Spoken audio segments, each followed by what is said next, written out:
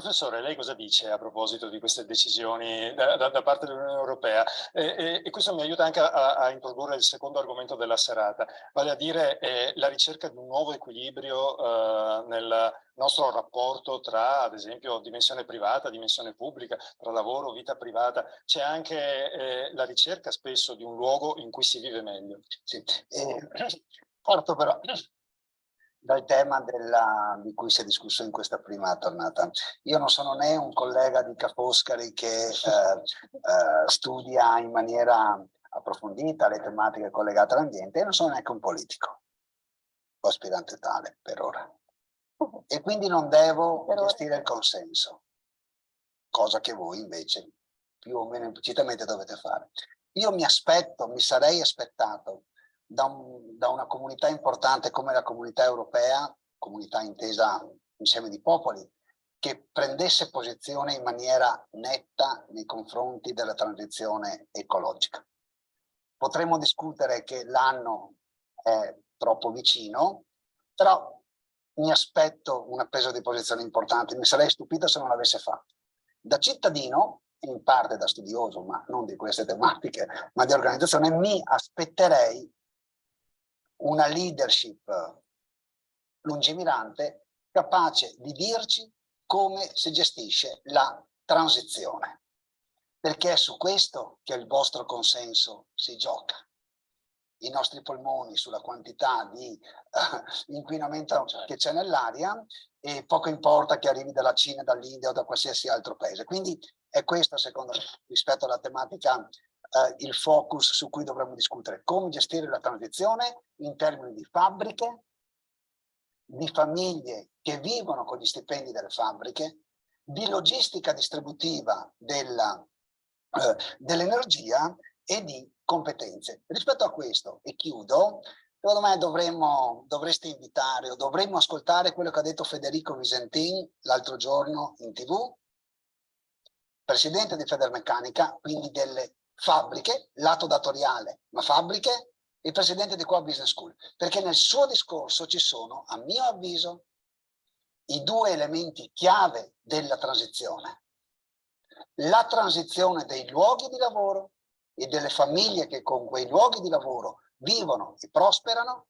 e il tema delle competenze, e quindi parti sociali da un lato e filiera formativa. E così arriviamo al lavoro. Così arriviamo al lavoro. E così arriviamo al lavoro. Quindi il lavoro cambia, perché anche questo è un tema di cui in questi giorni si è discusso, perché cambiano le modalità di fare la produzione, di generare valore, e cambiano anche perché le attese delle persone rispetto al lavoro sono mutate. Il fenomeno delle grandi dimissioni che sta andando avanti, di cui anche in questi mesi si è discusso in Italia e nel nord-est in particolare, è solo la punta di un iceberg.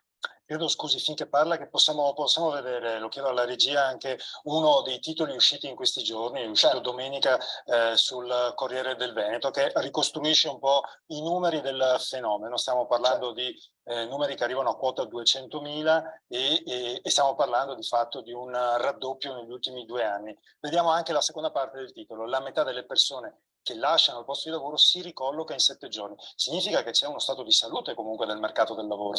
Significa che le persone si scelgono il proprio datore di lavoro, e quindi che le persone che vivono in ambienti di lavoro che come unico fattore attrattivo hanno un onesto stipendio non sono più attratte da questi luoghi. E quindi al di là che ci sia o meno domanda di lavoro all'interno di un territorio, le persone se ne vanno perché ne hanno abbastanza di modalità di gestione del lavoro, degli ambienti di lavoro, delle relazioni di lavoro, di welfare, di diritti civili, intendo, non ne possono più, o ne possono un po' meno di accettare ambienti di lavoro che non sono più compatibili o coerenti con gli stili di vita attuali. Detto ciò, vero è che i dati di Veneto Lavoro ci dicono che le persone trovano lavoro dopo 7 giorni. Quello che forse non ci dicono quei numeri, bisognerebbe solo un po' approfondirli, è che il mercato del lavoro, anche rispetto a questo tema, è polarizzato, ovvero ci sono una parte di popolazione che lavora, che ha le competenze tali da poterle spendere in diversi contesti, e per queste persone è relativamente facile trovare lavoro o trovare un nuovo lavoro altrettanto appagante o più remunerato o più gradevole da vivere, ma ci sono altre persone che questo non se lo possono permettere, ed è su queste persone che tutti voi che vi occupate di politica e che gestite consenso dovreste prestare attenzione, perché è su quelle persone che o non possono permettersi di cambiare lavoro perché non ne troveranno un altro, o il lavoro lo perderanno per effetto delle transizioni di cui abbiamo parlato. E quindi l'attenzione va lì, perché non ci possiamo permettere di lasciare per strada queste persone e le loro famiglie, per due ragioni: una di natura etica, se vogliamo, e l'altra pratica, perché non ce ne sono altri lavoratori e perché i migranti ci considerano paese di transito e non paese di destinazione. Ci vediamo la settimana prossima. Buonanotte, grazie.